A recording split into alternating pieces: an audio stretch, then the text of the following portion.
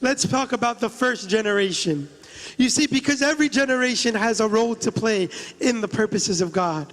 And typically, the first generation has to work the hardest to establish the connection and the relationship with God, because they have to break away from their culture and their families and renounce the generational curses from prior generations. You know, what we saw in India is that in the culture is weaved the religion.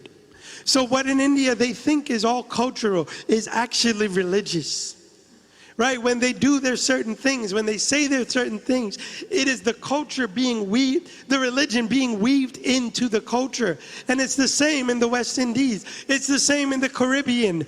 When we see our culture, what we call culture is actually religion weaved into the culture. So the first generation has to break out of that.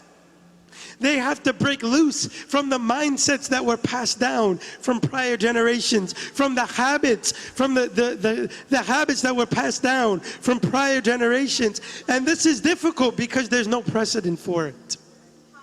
Right? They can't rely on the testimonies of their family members to guide them and encourage them. And as a result, it often takes a mighty miracle of God to facilitate this first generation coming into a relationship with God. I think of examples, as we talked on Friday, of Sister Judy being healed. Prophetically, we declare that right now, that she is being healed. And that first generation will set the second and the third generation into motion. I think of examples in my own family where my grandfather, who didn't want to hear anything about Jesus, he was brought to the point of death. And when on his deathbed, he said, "Jesus, if you could heal me, I would serve you with the rest of my life." And little did he know that God would actually heal him. And because of that, you see the first, the second, the third, and even the fourth generation out of that miracle. I think of your father, right, who was healed. Was it your grandfather?